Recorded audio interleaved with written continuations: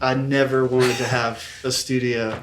I was just into sounds, collecting guitars, and back when I was on the road, it was pre-eBay, so I was the guy that was like at pawn shops, and I just started kind of collecting with the money I was making on the road, just piece by piece, and that was intentional. What was not intentional was in the late 90s, early 2000s, kind of right when I was transitioning into trying to make music a full-time deal, Pro Tools got cheap enough for guys to start using it the way that we're all using it now.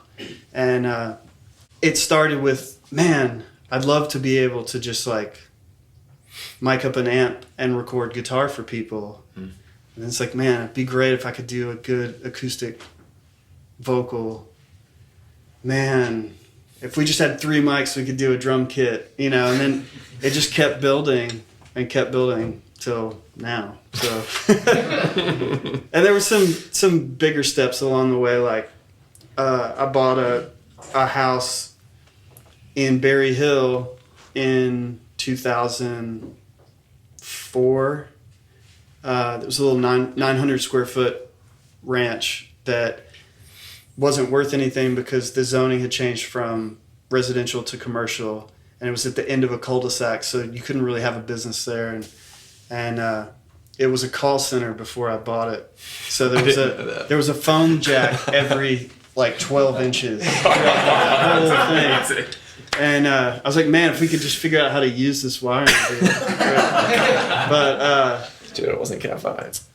And so that was like, well, I'll put my Pro Tools rig in here because I was at by that time I was in Pro Tools, and I'm just going to use it to cut guitar for people and then slowly build a studio. But having a space just naturally, the gear thing just upped a notch because I actually had a place to put stuff, So, and then in 2009, I moved into an actual studio on East Iris that was closing down, and was built by some pretty amazing people, and